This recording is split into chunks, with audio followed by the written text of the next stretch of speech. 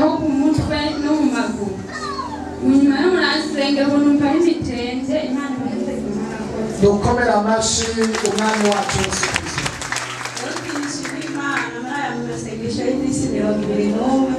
Imana yarangishwe mu masengesho nasende umufasha n'akazi yari afise Imana yaramuheza bwararonka akazi kandi mu myaka 9 twatumaranye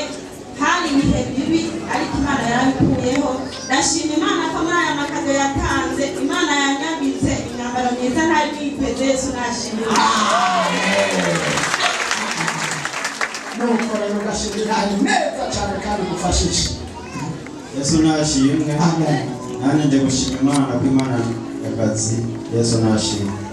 amen Imana ishimwe mbere cyatanga ubuzi dukomera amashi umwami wese amen nani ndashima Imana mu bintu bitatu ndashima Imana yanabaye Imana yari yambaye ukuguru yaradasinziriye ariko ndashima Imana arasinzira nashimi kandi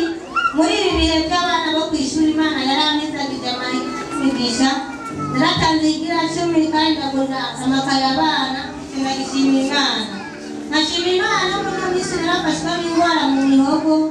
sinahema sinakuka ibyo bintu byarakatagura mu mihogo ngo nakapiti ariko ndashima Imana umuntu mbari sawa nuko bitarakira neza Imana ishishikara kunkiza Yesu nawe dukomera amashi umwami wacu Yesu mbere y'akazi yewe ibintu ufise nshimira Imana ni bibiri cyambere n'umunanje yari yanyurujwe none nasenze Imana iramfasha nasiye kumubona kugira kabiri nari nasabye Imana yashitse hano hantu muri mazi imyaka 18 ntagera ku rusaki muhira mugabo Imana yakinkoreye nari maze amahinga 2 muhira nshimira Imana amen Haleluya amen nanje nashima Imana cyane ku munsi wa gatatu naje ngaha mfise ububabare burasanzwe mu mutwe byanga ko mvuga ninjiye mu biro kwa mugere mfashe mu mutwe nta n'ijambo navuze ati nsengera ndapfuye baransengera nukuri Yesu abaha umugisha ikigeretse ko nukuri azoba iherezo ryiza abasengeye bose Yesu abahezagire ikindi nshima Imana naje mu gitondo mfise umusonga munini cyane mpagaze imbere ntanguye kuririmba ndanyugangura kubita cyane naje ndabandanya sinumvise niyo waciye amen amashimwe y'umwami Yesu Imana cyane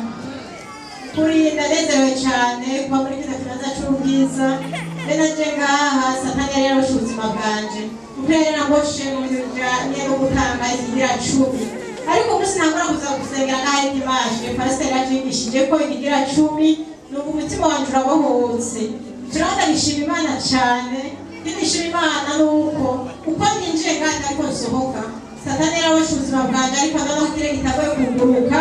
Imana ibahezagire abakozi Imana bose bo ngaha abasengeye Imana bamugisha amen amashimwe y'umwami Yesu amen nandi ndashimira Imana cyane gose muri ino Imana yarampaye telefone y'umugisha amen amashimwe y'umwami Yesu ubonye telefone y'umugisha ni kumwe gushimira Imana nagomba yakubwire niba uyu munsi ari uyu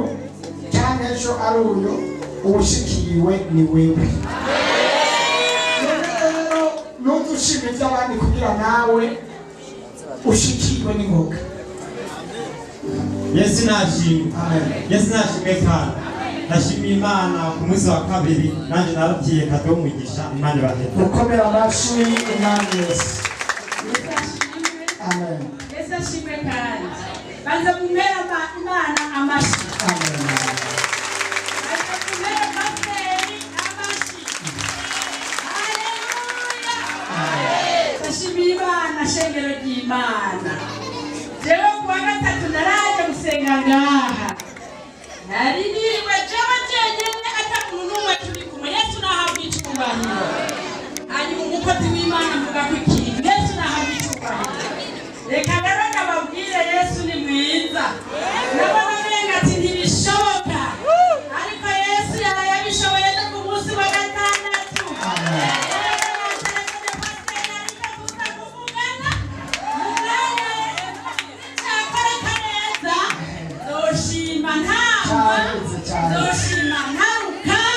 yesu